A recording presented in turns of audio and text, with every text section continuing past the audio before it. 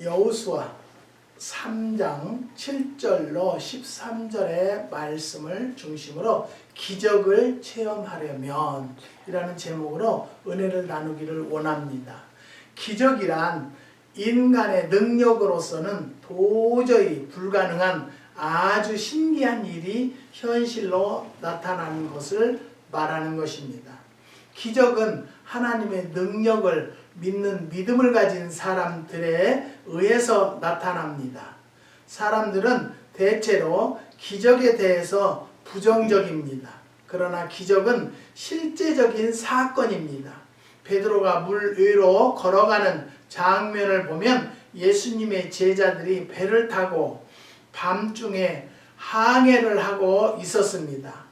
바람이 심하게 불고 배가 앞으로 나아갈 수 없을 때 갑자기 물 위에 유령이 나타납니다. 모두들 두려움에 떨고 있을 때에 내니 두려워 말라는 예수님의 음성이 들립니다. 베드로가 예수님이시면 내게 물 위로 오라 말씀하소서 하니 예수님께서 오라 하셨습니다. 베드로가 그 말씀을 믿고 배에서 내려 물 위로 걸어갔던 사건은 기적이라고 우리도 생각할 수밖에 없습니다.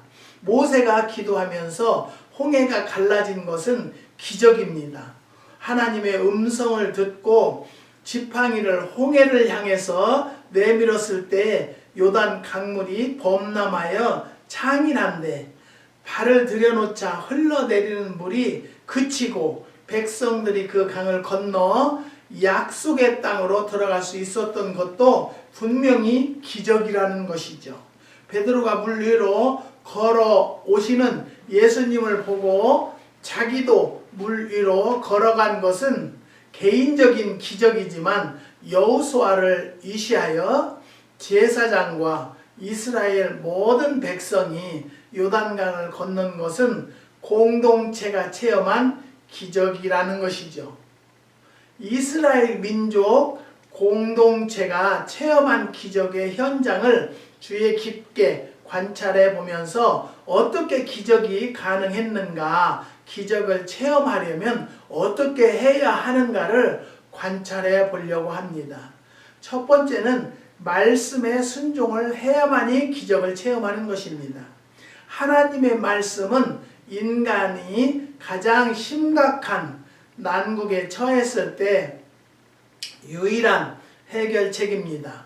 사람은 어찌할 수 없는 난국에 처하여 있을 때는 할 말이 없습니다. 아무리 훌륭한 명의일지라도 환자의 병세가 악화되어 죽음의 그림자를 보게 되면 그 의사는 환자에게 아무런 말도 할 수가 없습니다. 그에게는 죽음을 고쳐줄 약도 없고 그 환자를 치료할 더 이상의 의술도 없기 때문입니다. 이스라엘 백성들이 요단강 가까이에 와서 머물고 있을 때 예수님은 여호수아에게 너는 언약궤를 맨 제사장들에게 명하여 이르기를 너희가 요단 물가에 이르거든 요단에 들어서라 하라 하셨습니다. 물이 범람하는 요단강에 발을 들여 놓으라는 것입니다. 요단강에 발을 들여 놓느냐 못 들여 놓느냐 곧 말씀에 순종하느냐 못하느냐에 따라서 기적을 체험하느냐 못하느냐가 달려있는 것입니다. 요단강에 발을 들여 놓은 것은 간단하면서도 어려운 일입니다. 요단이란 곧 죽음을 의미합니다. 그 강에 빠지면 못 나옵니다. 그곳에 들어간다는 것은 곧 죽는다는 뜻입니다. 요단강은 죽음의 상징입니다. 찬송 가운데에서도 몇 주로 요단강 건너가 만나리가 있습니다. 요단강을 건넌다는 말은 죽는다는 말이요, 건너서 만난다는 것은 부활 후 하나님 나라에서 만난다는 뜻입니다.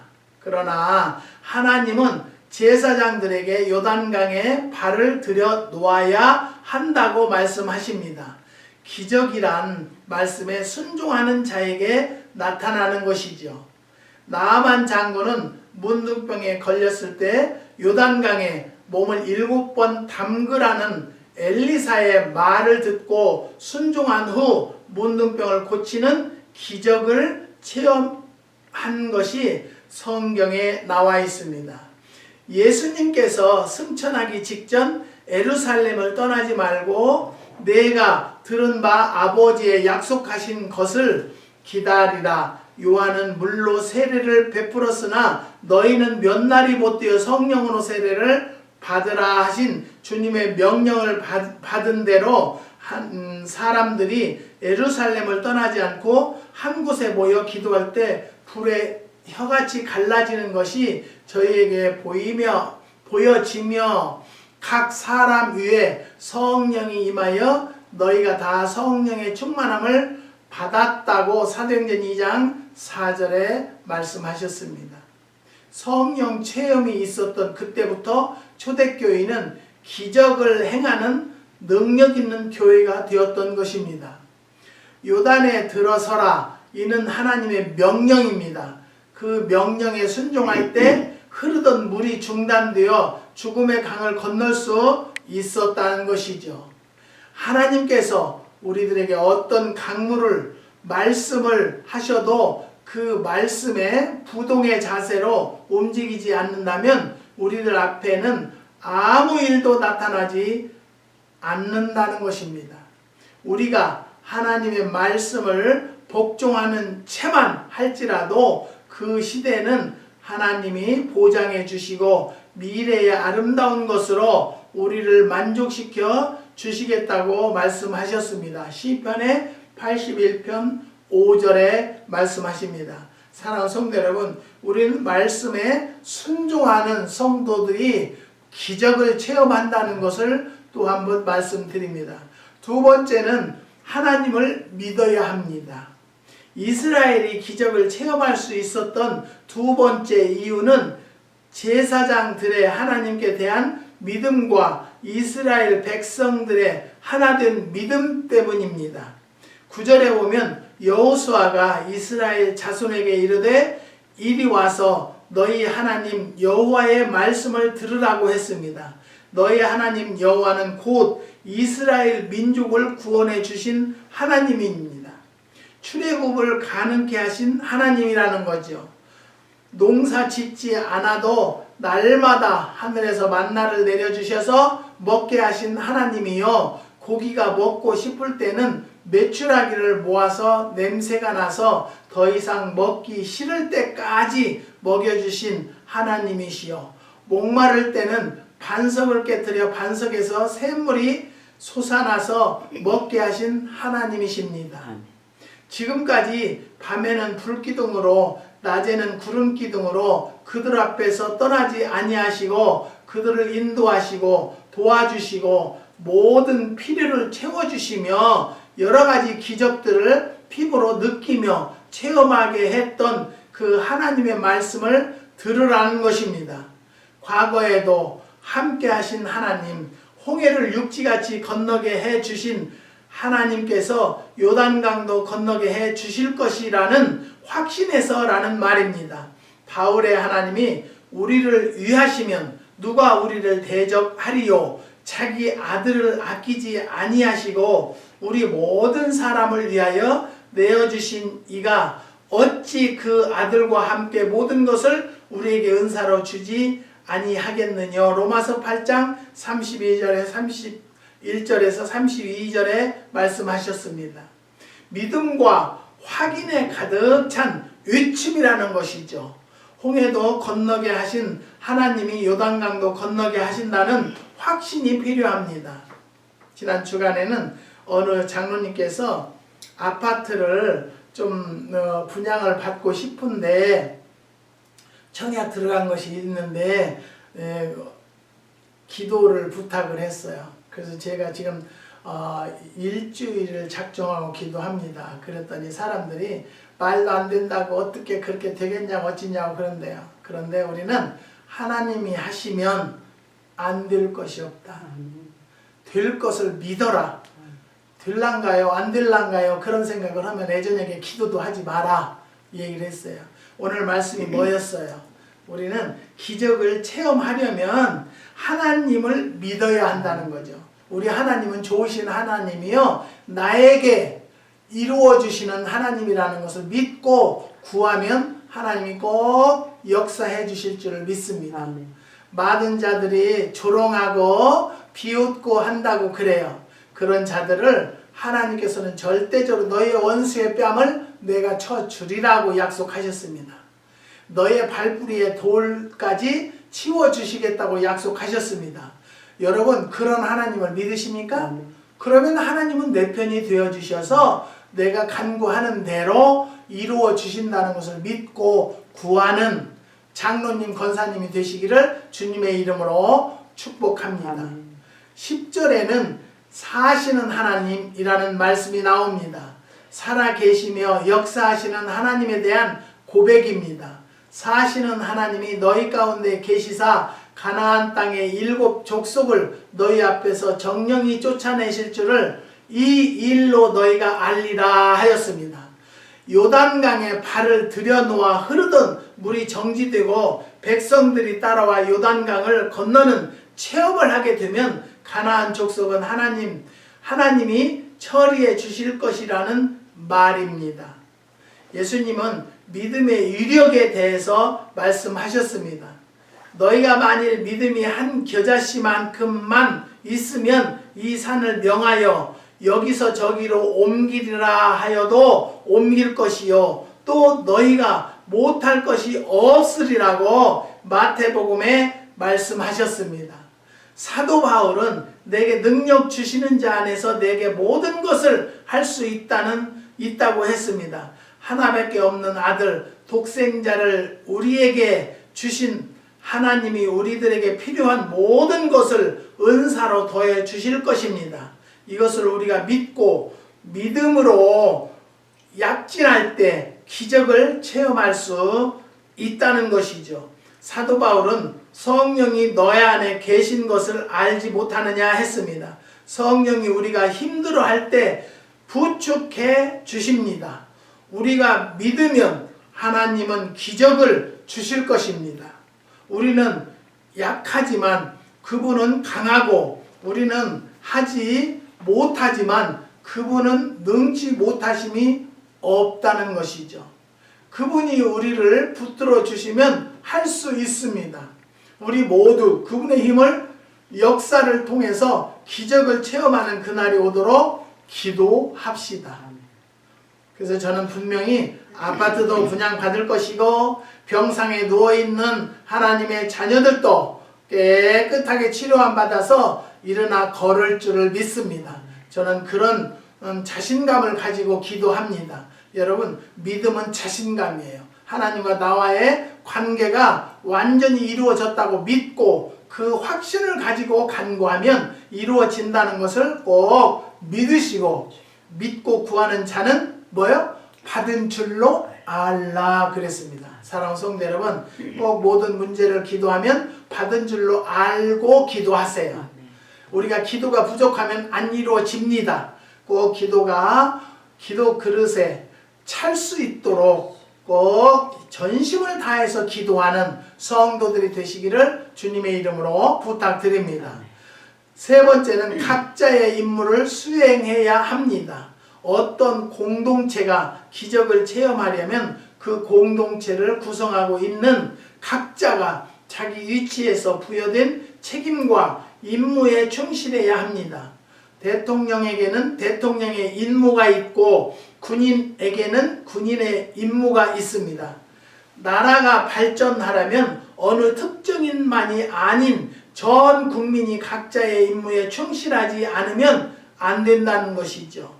각자에게 주어진 임무가 무엇이든지 국가 이익을 위해서 필요한 것이라면 그것이 곧 명예로운 임무가 된다는 겁니다. 가정도 직장도 마찬가지입니다. 몸은 하나인데 많은 지체가 있습니다. 손이 있고 발이 있습니다. 귀가 있고 눈이 있습니다. 손은 손의 임무가 있고 눈은 눈의 임무가 있습니다. 모든 지체가 빠짐없이 자기 역할을 해줘야 그 몸은 정상적인 몸이 될 수 있습니다. 지체 가운데 어느 한 곳이라도 자기 역할을 한다면 그 부분 때문에 그 몸이 가진 능력은 제대로 발휘하지 못하고 말게 되는 것입니다. 미국의 대통령이었던 존슨 씨는 1965년 연도 기자회견에서 대통령의 가장 어려운 임무는 무엇이 옳은가를 식별하는 것이라고 말했다고 합니다. 옳은 일을 실천해 나갈 때 그 나라는 발전할 수 있다는 것이죠. 대통령이 무슨 일이 옳은지 어떤 일을 해야 하는가를 판단하지 못하면 그 나라 전체가 불행해집니다. 여호수아는 매 지파에서 한 명씩 12명을 택하도록 명령했습니다. 그들은 여호수아와 제사장 곁에 있으면서 그때그때 맡겨지는 임무를 수행했다고 여호수아 4장 3절에 말씀하십니다. 이들은 제사장들이 언약궤를 메고 요단강에 발을 들여놓는 것을 곁에서 보고 하나님이 기적적으로 물을 중단시켜서 물이 없어지고 이스라엘 백성들이 그 가운데에 걸어가게 하시는 그 신비로운 기적의 역사를 목격하였습니다. 자기들이 본 기적의 사실을 증언해야 할 증인으로서 책임이 그들에게 있었던 것입니다. 흘러내리던 요단 강물이 끊어지고 쌓여 서리라 하신 말씀대로 제사장들의 발이 요단 강물에 잠기자 흘러내리던 물이 그쳤습니다.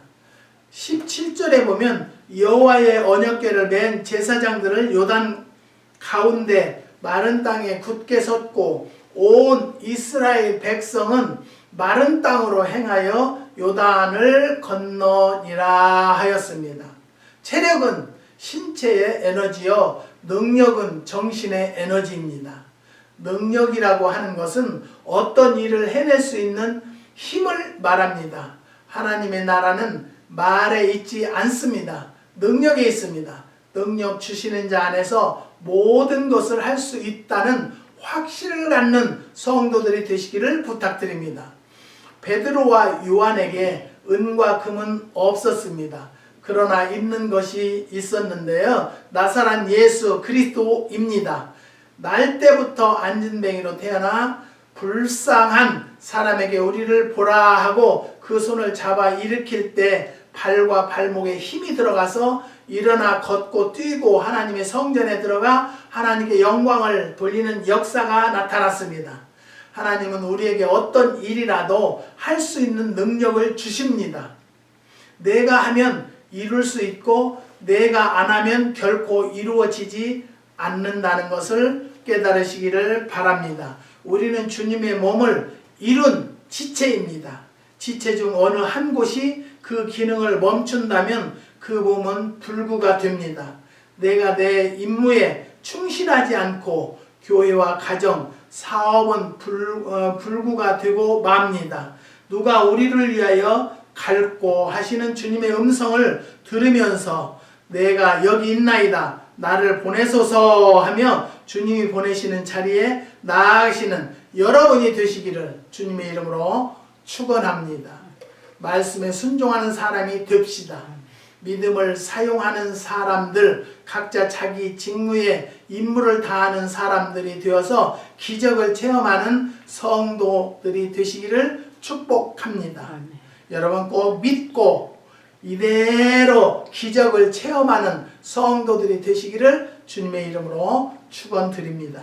기도하십니다. 하나님 감사합니다. 주님께서 오늘도 우리를 사랑해 주셔서 하나님 앞에 예배드릴 수 있는 은혜를 더하여 주시고 이 어려운 시국에서도 이겨나갈 수 있도록 도와주신 것은 오직 하나님이십니다. 하나님, 한국에 계시는 아파트 분양받기를 원하는 기도하는 자도 들어주시고 사업하는 자도 들어주시고 가정을 위해서 기도하는 모든 기도들이 응답이 될 수 있는 은혜와 축복을 더하여 주시옵소서. 주님께서 역사해 주시고 인도해 주실 것을 믿사오며 예수님의 이름으로 기도드리옵나이다. 아멘. 아멘.